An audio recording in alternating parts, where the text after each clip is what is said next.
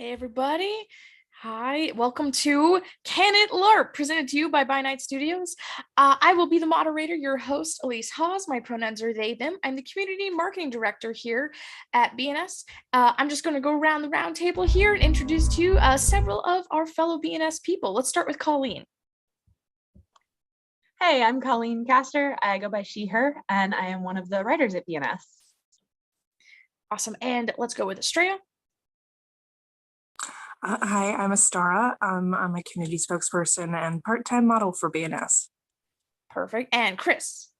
Hi, I'm Chris. I'm the director of content for BNS. I go by he, him, and I oversee, the art, the artists. I work with the writers. I work with layout. So anything that really goes into a publication, I help assist with. Awesome. Let's go to Juhana. Hello, my name is Juhana, he, him, and I'm the lead writer on War of Ages and one of the lead designers on the Saturnalia LARP. I'm also okay, but hopefully it's gonna be okay. Perfect. Well, great to have everybody. All right, so we today are going to discuss how to take your favorite thing about pop culture and take it and make it into a LARP so you can LARP it yourself. So we're going to talk from our experiences, from Saturnalia, from War of Ages, from LARP in general, and then we're going to move into maybe taking a suggestion from the audience about maybe, let's say, what horror thing you want to make into a LARP. Is it Stranger Things? Is it Friday the 13th? What do you want to see LARPed out? And how do you think we should make it? How do you think, we're going to talk about how we would probably add some stuff in. And then afterwards, we're going to do a Q&A at the very end. All right.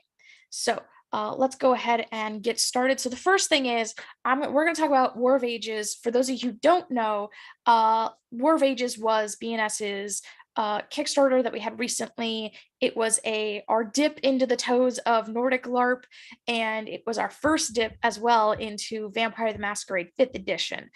From there, we explored not only 5th edition of Vampire, but also Nordic LARP itself.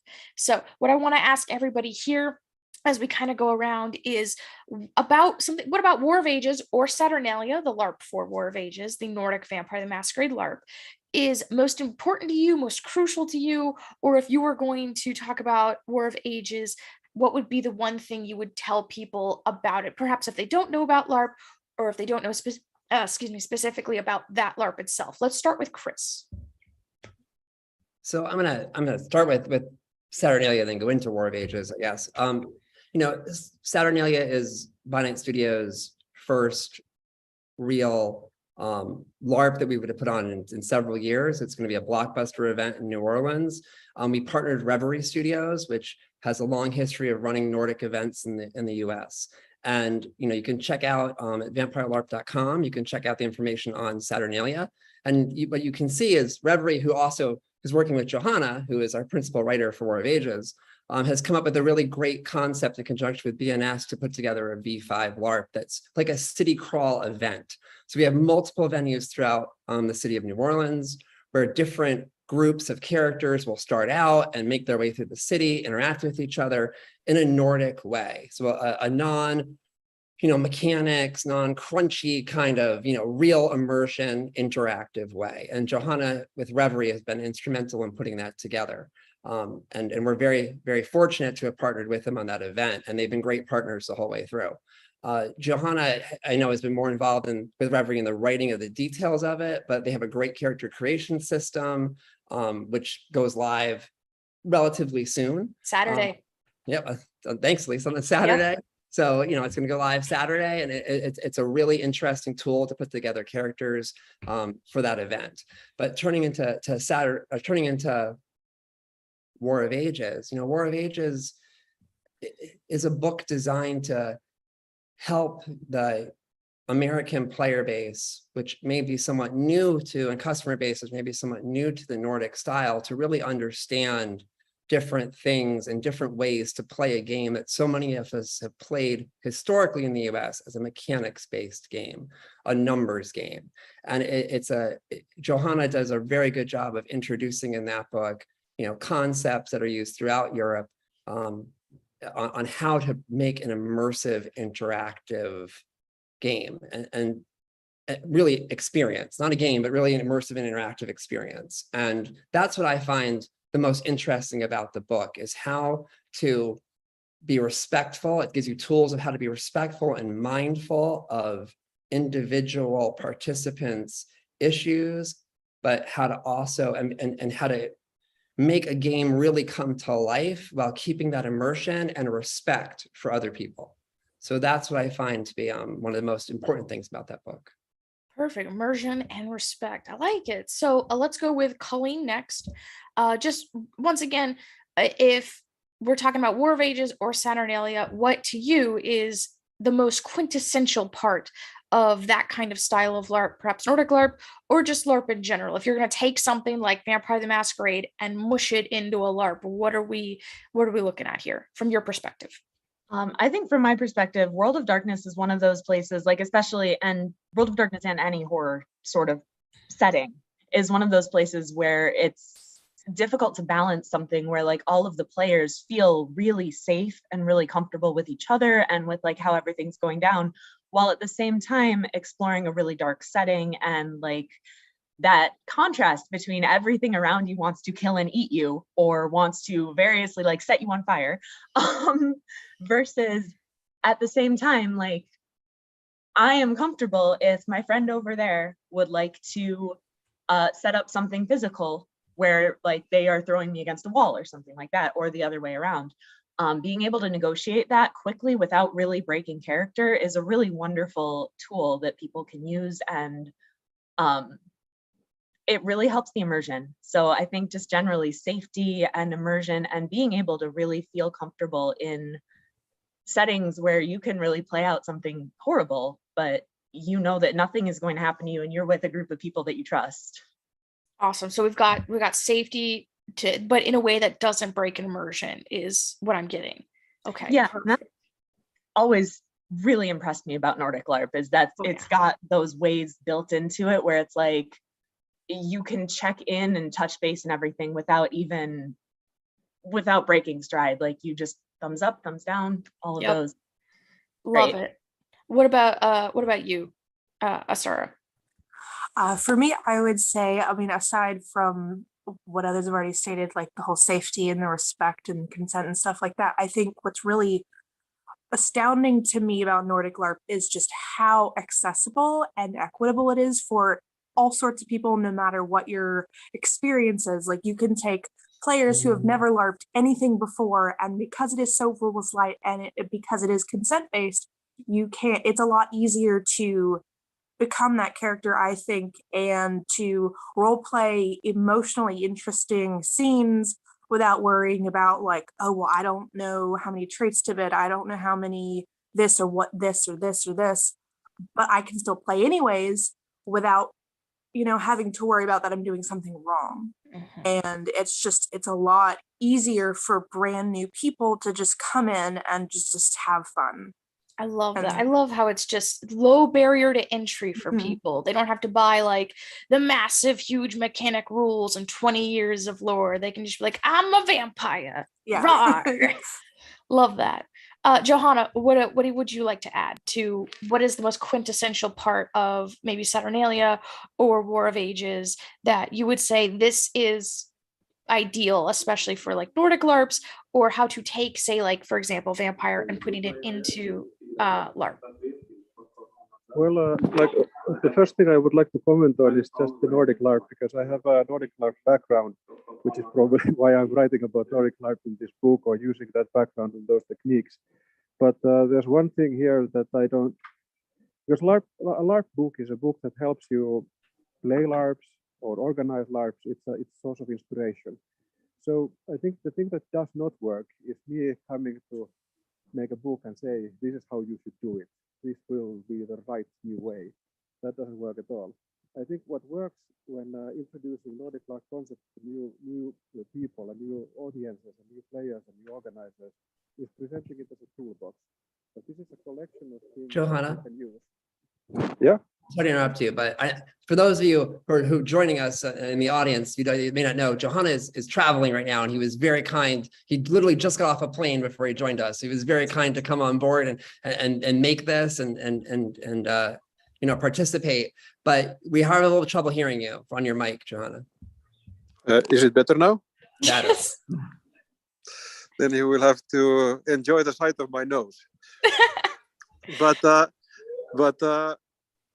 basically, that's what it's all about. It's about presenting a toolbox where people who are new to Nordic LARP ideas can shift through the toolbox and then see what is useful to them. Because the local organizer who's making a LARP is always the person who knows best. And then they can check out the tools, see what works, what doesn't, and what they can use in their own context. And then hopefully make amazing new kinds of vampire LARP for themselves.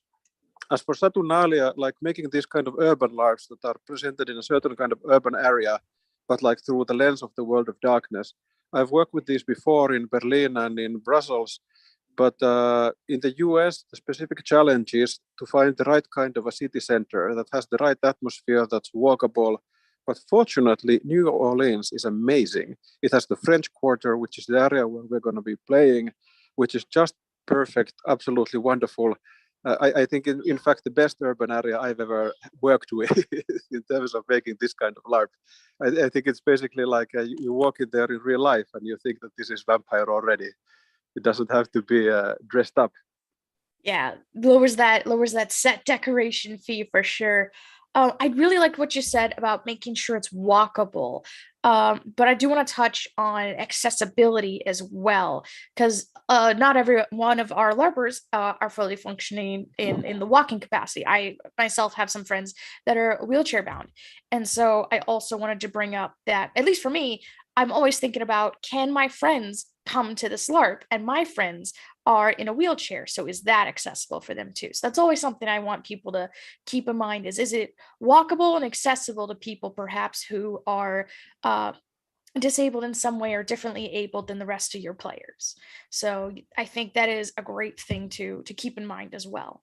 So I know we've talked about Saturnalia a little bit, and we've talked about War of Ages a little bit. I want to ask everyone here, just kind of like, when you started looking at War of Ages from your own perspective within here in the company, what was your start? You looked at this massive task of going, wow, we have to take all of Vampire 5th edition and we're going to make a Nordic LARP book out of it. Okay, what is my role I play in this? How do I get started? What is my step one? So kind of just go like, what was your step one? I want to start with Astara first. There you go.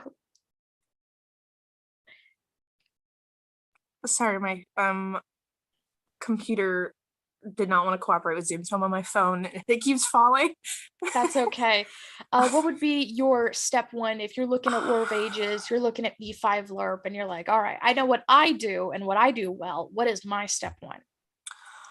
For me, for step one, when I'm looking at new LARP in general, first, because I live in a really rural area, it's for me a situation of, okay, is this something I can take and I can introduce it to people who would be coming out in a really kind of middle of nowhere situation, and can I easily introduce it to them?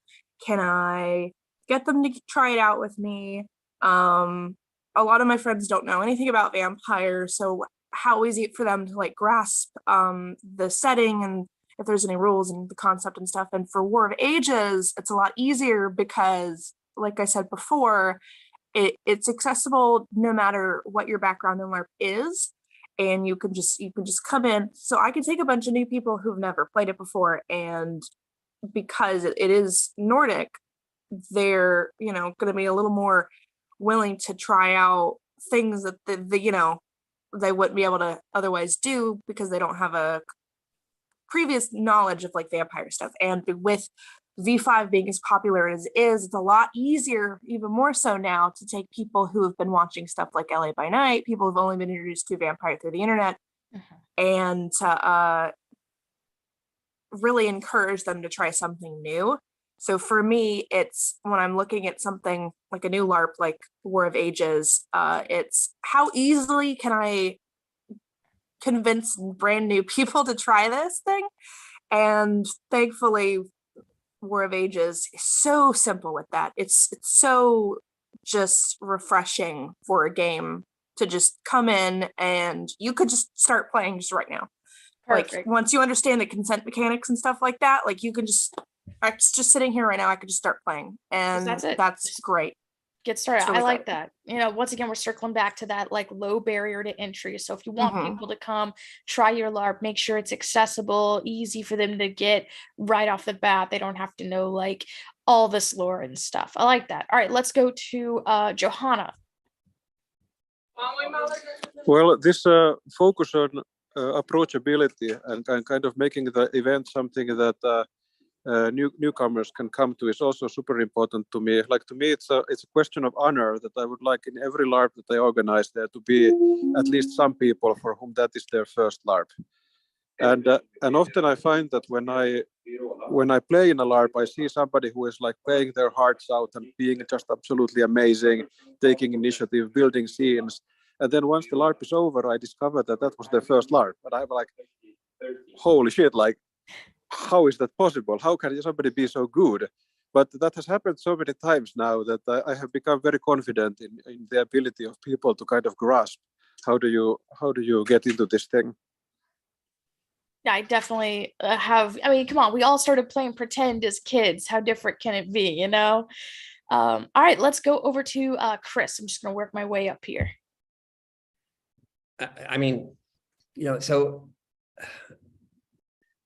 I think everybody's pretty much touched on the core concepts that we try to focus on. I do want to circle back a little bit to accessibility when it comes to Saturnalia, which is that was a big concern in the selection of not only our city, but of our venues.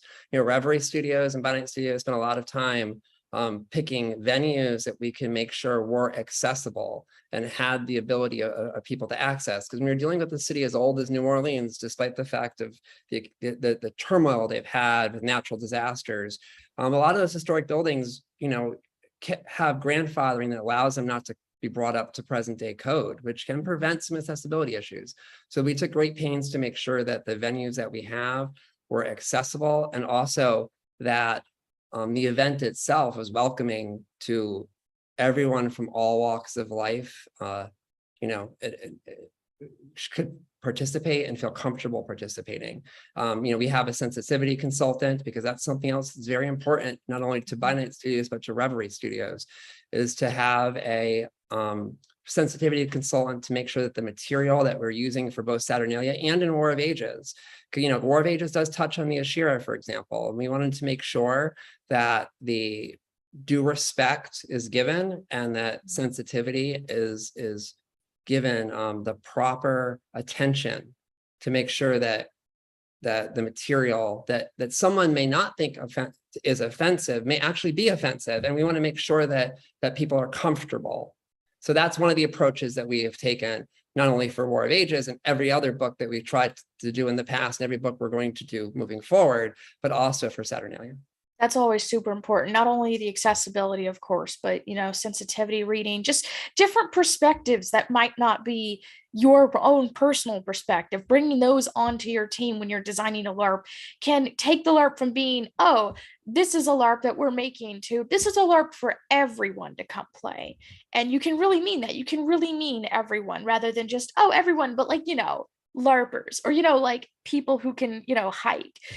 It's really designing it so everyone really can come play. So I always agree that yes, sensitivity readers and people with different perspectives and accessibility and accommodations are always super important to have, and when you're building your LARP and considering what venue and what genre and perhaps even what subject you want to LARP. Like I said, going back, if you're going to make a Stranger Things LARP, you got to make it so there's maybe not strobe lights. Even if strobe lights were historically accurate, maybe you don't want to include strobe lights, for example. So you just want to always keep that in mind, and just making sure you have multiple perspectives on the team is already going to help you leaps and bounds. But when you go out of your way to get sensitivity writers and get people who have these things in their life, it's just going to it's going to take it from that baseline of a 6 all the way to a 10. And I just want to give go ahead, Chris. Shout out, if I can. I'm sorry, to one of a really good, for those of you watching who may be interested or maybe putting on your own LARP and or thinking, well, who do I get for a sensitivity consultant? Like, who can I reach out to?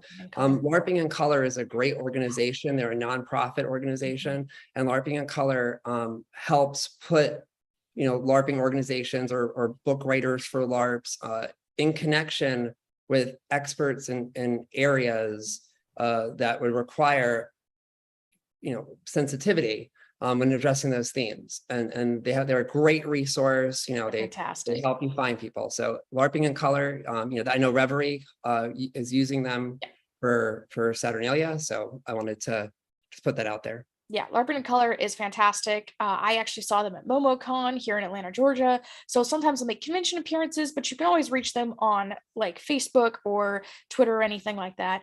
And you can reach out to them that way. They are a great resource. All right, now, Colleen. All right. Yeah, so everybody really touched on a lot of the things that I would say, like, oh yeah, that's number one, that's number one. So kind of bringing it back to the accessibility part and how we want people who've never LARPed or anything to be able to jump in and play. We do want people to be able to get the setting easily and quickly. So instead of saying like, okay, we're gonna have 400 years of lore stuck into this right now, one thing that I would look at is making sure that there are roles for, say, people who want to be super nerdy and go into like all of their excessive knowledge. And there's also roles for people who don't know anything. Like if you want to play a neonate vampire who's just been embraced, you are 100%, you don't have to know a thing, except potentially the very basic minimum of the clan that you want to play. So you take like Bruja. A Bruja is very rebellious. Enjoy. Yeah. You were born yesterday. Here are your powers. You're a rebel. Exactly. Just like a quick sentence about each type of character that they want to play. So like, and it helps people choose too, and choose what they want to be and how they want to interact with the event. And just being able to have that in an easily digestible form for people, I think is very important when it comes to everybody making a story together. Because that's the most important part, is you're putting people together in a place where everybody is having fun and creating a story collaboratively. Yes, collaborative storytelling for sure. And there should definitely also be spots for the super nerd who knows every detail to just go crazy. But you also want to make sure that they can play with the born yesterday neonate who's like, what's a vampire? So yeah, definitely, you want to have some variety. But all right, so let's move on. I want to do suggestions now, possibly from the audience. If anybody wants to throw in the chat here, I'm looking on YouTube, of what thing you want to make into a LARP. Do you want maybe Friday the 13th? We've been talking about Stranger Things. I've even seen an Animal Crossing LARP before. But this is a horror con, so does anybody in the chat here have anything they maybe want us to talk about specifically? If not, we'll probably talk about how to make like Stranger Things into a LARP, or what would be another good one? Let's say like I really like Psycho, a Bates Motel themed LARP. I think that would be kind of cute. But I'm just trying to let the chat catch up here for a minute and see if anybody's got any ideas of anything they possibly are thinking about. I know some people have thought about trying to do Lord of the Rings before. Some people have been trying to do Star Wars with their crazy costumes. So and of course, Star Wars also has its new like Halcyon. The hotel they made is a LARP. We all know this at this point. All right, so I don't see any suggestions right away. So let's go ahead. Let's do two things that we're probably all going to know. Let's do, just for example, Stranger Things. It's the most relevant topic right now. If we were going to look at Stranger Things, how would be the first way we're going to turn that into a Nordic LARP? Like, what would be the first thing you think of? And you're like, oh, I want this to be part of the Nordic LARP. Or I think this would be a cool mechanic. Or I think this would be a cool thing to do. I also see 13 Ghosts as well, if anybody knows 13 Ghosts. Ooh, that's so cool. All right, I saw a lot of head nods, so let's start with 13 Ghosts. We'll start with Astara. 13 Ghosts. Okay, so first, are we talking about the remake or are we talking about the original? I don't think it matters, but I think any kind of like ghosts related haunted house kind of Nordic LARP I think would be really cool, because a house in the dark with the lights off and things going bump in the night is already pretty scary. And then you add like portraying a character on top of that. I would think, renting a nice big old dark scary house would be the first step. And then just making sure like you have stuff that can create sound effects without running into actually like scaring people. So going back to like old, like mid 20th century, like movie magic sound effects and props, and just clearly cheesy, but passable enough in realism where it's like, you're not going to have people actually calling the police. However, they're still going to be able to get immersed. And I think you could really do that with any kind of LARP based on like cheesy black and white good old horror films. Love it. Yeah. Does anybody else want to jump in? I saw that Chris, maybe. So yeah, I think one of the most important things about doing any type of a horror LARP is making it very clear up front as to the player or to your customer base or player base, participant base, that this is a horror LARP and these are the things that you are going to encounter, because that's a comfort issue too. Like if you're going to be dousing people in, buckets of blood, like let's say you do like some Carrie prom reenactment, you're dumping blood on some people, they should know that and they should be expecting that before they go in. They can still be scared by it, because fear is one of those emotions sometimes you want to experience in a LARP, especially a horror LARP. Like you want to be scared, right? But you don't want to be triggered on something that personally affects you. So it's very important, I think, for the creators of a horror LARP, even a 13 Ghosts LARP or any other horror LARP, to put up front, these are the things that you are going to experience in this event. And while there are rules, and rules, by rules, I mean techniques of which in a Nordic LARP for you to excuse yourself, you still as a participant also have to decide whether or not, if certain themes are prevalent, if it is the right LARP for you, or if there's a different LARP that may be better. Because while there are ways to bow out of certain situations, if the LARP is a lot for you and going to be a lot for you, and you're going to miss half of the LARP because for personal reasons, then maybe a different LARP would be the avenue to go. But Definitely going back to 13 Ghosts, I would say for a 13 Ghosts LARP, I would actually ask to borrow some stuff from Reverie Studios. Reverie Studios ran a LARP called The Haunting of Grey Manor that was a ghost-based sort of LARP. And one of the things that it did, picking up on what was just said, sound, lighting. They had some cameras in each room, and they had like remote control sound in each room, and they would change the sound in a room to reflect the mood of what the players and participants were doing in the room. So if a conversation between 5 people became really intense, suddenly the lights would dim and the music would shift to make the mood more intense. It was very well executed. Their actual sound and light guy wasn't even on the set. Like he had an issue and had to do it remotely. He remoted in and did it from his house. It was so well done. And that really helped set the mood of the creepiness and made the place great. And as was also said, that's also about location. Sure, it could be interesting in a horror LARP and, a polished and pristine, penthouse somewhere with marble floors and whitewashed walls. But, Masonic lodges are great to run those type of things. Old creepy houses are great. So settings, that would be my first focus. Definitely. I do want to circle back on having is the LARP right for you conversation, because I know as a LARPer, but also as somebody who has the PTSD, I have to make sure I am reading everything the LARP provides me of, this is unavoidable at this LARP. You will encounter this. This is at the LARP, but you do not have to encounter it. And this is not allowed at the LARP. I read all of that because I have several things that I personally cannot encounter. One of which is very common at vampire LARPs, which is just being doused in blood. I can't do it while wearing clothes. I just have a scream. But I'm always reading it like, does this have to happen? Can I avoid it? How easily can I avoid it? I sometimes will reach out to the organizers to ask that thing. But if you're going to make your own LARP, I always suggest definitely making a list of like, this is unavoidable. This is some stuff that's going to be brought up, but you can't avoid it. And this is what is not allowed to be brought up by you or us here at the LARP. So having that is really great. Also, I've seen people have decommission tents, so that way you don't have to like get in your car and leave. There's a room that is an out of character room for water, for first aid, for resetting your mental capacities. That way everyone is still playing safe, but if maybe you thought you could handle it, but you get there and suddenly you can't, or if you scrape yourself or whatever, there's a place that is away from the LARP just enough that it's out of character, and you can always get any kind of help or aid that you need there as well.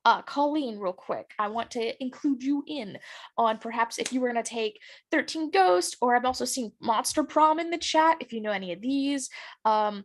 But what would you do if you were going to take, like, say, like a spooky ghost house LARP? What would be your step one as Colleen? So again, a lot of people, like, we have talked about a lot of really, really good things. One thing that I would want to make sure, a lot of times in horror LARPs, people die. Like, your character might die right away. What are you going to do when you die? So like something like a ghost story, and I'm gonna be straight up, I have not seen 13 Ghosts. I did just Google it real quick. It looks really interesting. I want to see it now.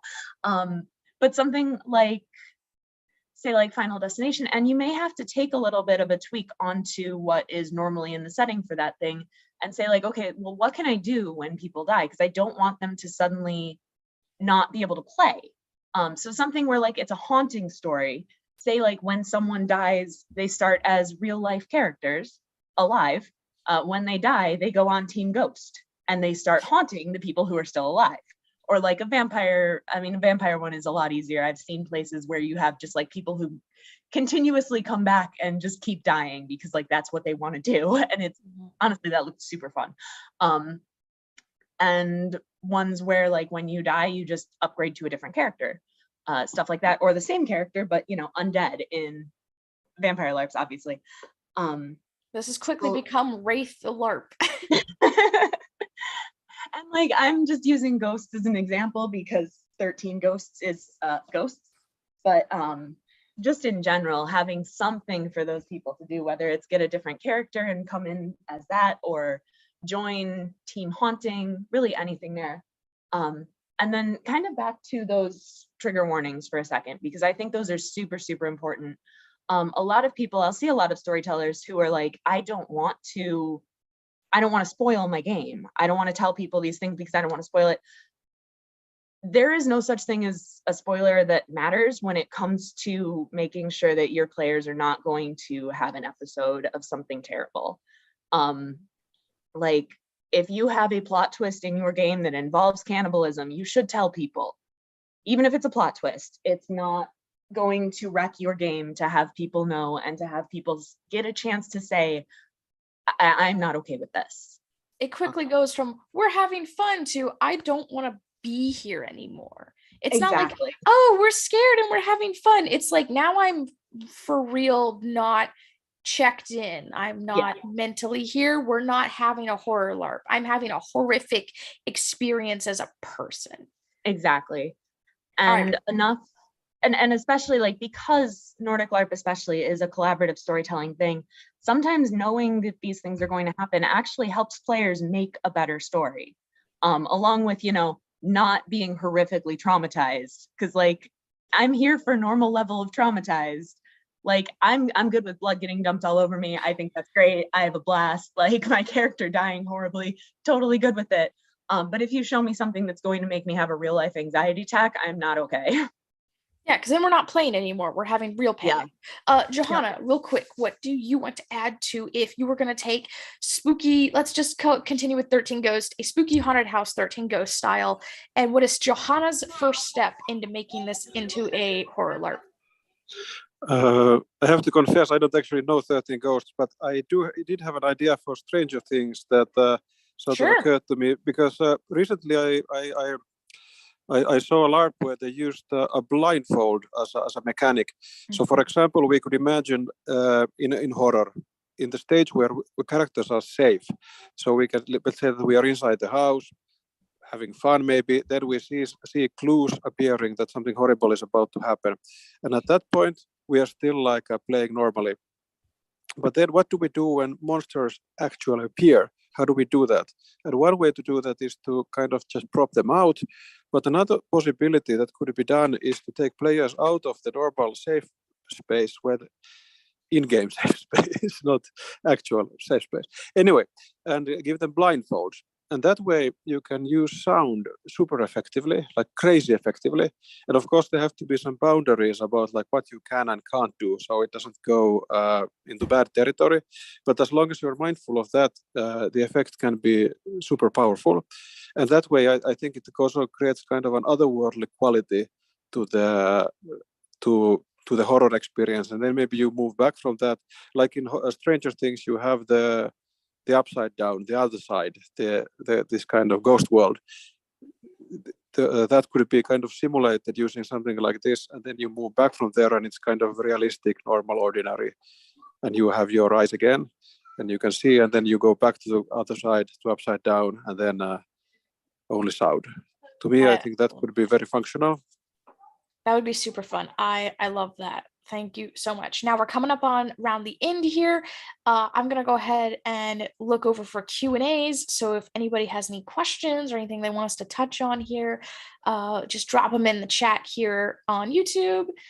And while you look that over, Elyse, while you're reviewing that, I just want to add one thing for anything to become a LARP. You know, there's obviously two different ways that it can be done. You can create a rule set, which is the more complicated way, making a mechanical rule set.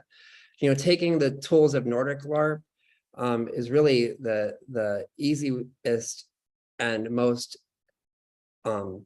welcoming way for everyone to participate, because the rule set is really discussions about consent and very few mechanics, as far as like how to bow out from a scene or how to get your position across that you're trying to achieve something and how to negotiate. So, you know, you can really, that if I was to design one for 13 Ghosts, you know, and I got to the rules, what I'm going to do, I'm not going to make mechanics for it. I don't want to make it a crunchy thing. I would want to make it like a fun, immersive experience using the Nordic rules. And while, you know, BNS has that War of Ages book that we're producing, and it's focused on V5, you know, Vampire the Masquerade 5th edition, and as our first segue into that, and it's really focused on that. There are whole sections of that book that focus really on the functionality and I don't want to say rule system, because rule sounds like, you know, numbers and crunchiness, but the system of a Nordic LARP. And those are universal tools, I'll put it that way. The tools that are in the tool chest of Nordic LARP that you can really take and apply to anything and make a really fun horror game. And when Chris, oh, sorry. Go ahead, Colleen. When Chris says system, he's more talking about like, definitely not the number crunching, but like, hi, I have dominate for vampires, say, I really want you to do this thing. You go do the thing. Basically having something consistent that all the players can say, like, okay, this is how I use my cool power. It's simple, but it's just something consistent through the game so everybody can be on the same page. And it's a horror LARP, so I assume you're all it's a horror convention, so I assume you're all familiar with Vampire the Masquerade, but just in case you're not, dominate, you can issue, you know, sentence commands or one-word commands. So like a mechanic that Juhana discusses in War of Ages is really, like if I'm going to use my dominate on Colleen, I would say to her, I really, want you to leave this space. And then she will decide. And the other wonderful thing about Nordic LARP is there's so much agency in it. Like she decides how she has to comply or should comply with my request, but she doesn't really have to. And she gets to decide what that means. I really, want you to leave the room. I really want you to leave. Like, what does that mean to her? How does she want to interact it, or do we want to negotiate quickly? It definitely gives your players much more freedom when you do the really, or any kind of other Nordic mechanic. Not that there isn't a way to stay comfortable while doing a heavy LARP, but in Nordic, there's there's an assumed freedom and agency that players have. So for example, if I'm in a situation where I'm becoming out of character, uncomfortable and triggered, and someone uses a vampire power on me to get me to do something that would make this worse, I can either out of character say like, hey, let's find something else we can do, or let's negotiate, or I can interpret that into a different direction. That way I don't have to engage with the thing that is making me upset, and I can move more into like still doing the power, but perhaps in a different way that would be still in time with the story, but less harmful to me as a player. I'm just using myself as an example, but this can be applied to any player with anything that they have, because you don't know what your players are gonna be triggered by. You can't assume anything about anybody. We're all very unique individuals. So yeah, I see here in the chat we've got Arden D. One of the things that I have found super powerful about rules light play is shifting the conversation from can I do that to how can I do that? It's incredibly freeing. Juhana, do you have a comment about this? I know you're our Nordic LARP expert here. Yeah, I mean, like, because there's so many things that we, in fact, can do as human beings, and in a LARP, often when you have just a layer of fiction, and when you have people buy-in from people that we have this idea that we are all here together to make a great LARP for each other, then it acts as a kind of like an accelerant, that when I propose something, other people will run with it, and similarly when somebody else proposes something and just like some kind of an idea or a thing that or a scene that we want to play, or just an idea in the fiction, then I will run with it. And in this way, we will support each other and create a great game for everybody. All right. Well, I do want to real quick ask the chat. We're going to be wrapping up here pretty soon. I'm going to go around and do final thoughts from everybody. But if the chat has any last minute thoughts as well, dump it in there. I'll try to read them out. But let's start with Chris. I was just gonna, my final thoughts actually off the last comment that you just read, which I completely agree with. You know, I find that sometimes mechanics based LARPs, because there's numbers make you want to be competitive makes you want to play to win. Nordic is often sometimes play to lose, which is the most fun, but really more importantly, it's play for the story. I mean, Nordic is really play for the story. I'm not playing for just my fun. I'm not playing to win the story. I'm playing to make the story great. And I'm playing, and part of my story being great is your story being great. And that's what I've always found the freedom. I totally agree with the comment that was made.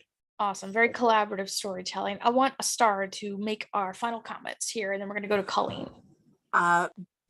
Because Nordic LARP is so collaborative and so consent-based, it's the closest thing that we can really get to the good old days, like when we were little kids, pretending to play like mermaids or like witches or vampires, running around in backyards in Halloween costumes, and just together with your friends, just telling a really fun, awesome story and just going crazy with your imagination. And it's really kind of a nostalgic experience back to those days when you were just young and you could just run around and be carefree and just tell stories together.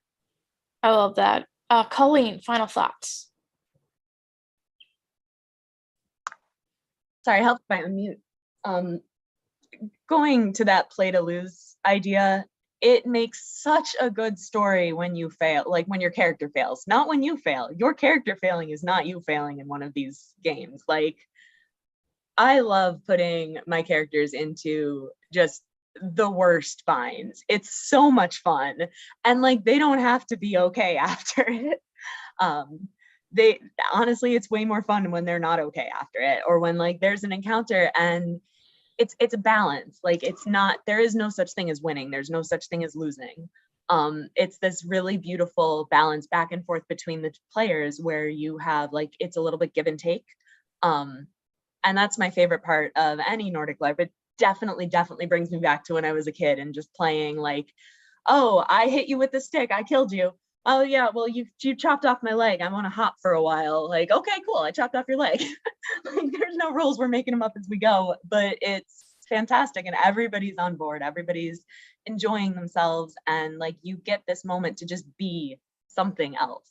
And that is my favorite part of any Nordic LARP. It's wonderful. Oh yeah, I love making my play lose characters. They're so much fun. So we've got some one thought here from the chat. After the sun sets games, I know you guys do Dragon Con LARPs. I'm assuming. I'm pretty sure I've seen your logo before. Pretty sure you guys are Dragon Con LARPs. But after the sunset games, are the Nordic LARP style including anything for other things in the world of darkness, or is it just vampire? And I would just say that, yeah, of course, you could Nordic LARP anything. And I know you guys would agree with me on this. Absolutely. I would say that our War of Ages book, again, we talk a lot about applying the tools of Nordic LARP to the Vampire, the Masquerade 5th edition setting. But again, those tools are universal to any World of Darkness game. You can make, Wraith the Oblivion, you can make, Werewolf, in whichever form you want to make werewolf. You can make all of those things into LARPs using the same tool set, including, going back to our theme, can it LARP? Anything can LARP. Anything can LARP if you have the will, desire, and imagination, and the right tools to put it together. So yes. I agree. Colleen. I was just going to add on to that. All you need is a world and a world basis, and absolutely anything can be turned into a LARP. So 100%. Love that. And I was right. After the Sunsets Games does do a World of Darkness LARP at Dragon Con. So if you're going to be in Atlanta for Dragon Con, go check them out. All right. And did I get closing thoughts from Juhana as well? Well, in my experience, what you get, what's great about the World of Darkness is that it's about communities, and communities equal LARP. So in Vampire you have the clans, in Werewolf you have the tribes, and in the other games you have similar kind of structures. And every time you have this, you can make LARP, because when you have a community, you have the basic unit of making LARP that generates action, because communities have structures and motivations and all the good stuff that makes LARP come alive. I love that. All right. Well, I think that is it for us today. I believe we've gone through everything we could talk about in this 50 or so minutes of LARP, how to make your personal passion project into a LARP, how to take your favorite thing and make it inclusive, accessible, low bar to entry, safe, all kinds of that. Of course, it's going to be in our War of Ages. If you're curious about Saturnalia, it is vampirelarp.com. We got that domain, baby. And that's not just a vampire joke. But so yeah, check us out as well. I'm just going to go around one more time to reintroduce everybody if you're joining us now. But that's about it. So I was your moderator, Elyse Haws. I'm the community and marketing director for By Night Studios. You can find me on my socials at Elyse Haws on Twitter, or at Skipper with a C54 on Instagram. Let's go to Colleen. Again, I'm Colleen Castor. I do writing for BNS. And I'm going to be terribly lame and say I'm not terribly big on social media, so I don't have any tags for people to follow. I'm sorry. All right, let's go for Chris. And I'm Chris. I oversee the content at By Night Studios, from the writers to the artists to production. I am a true Nosferatu. I live in the shadows. I have no social media because I try to avoid the Second Inquisition. So I don't exist in that world. All right, let's go for Astara. All right, I'm Astara. I'm the community spokesperson for By Night Studios, and a part-time model for some of the merchandise. You can find me on Instagram as Graceful Amaranth. If you're a long-time vampire fan, you sure know how to spell that. So, but yeah, just about every social media platform is Graceful Amaranth. So, all right, and Juhana. All right.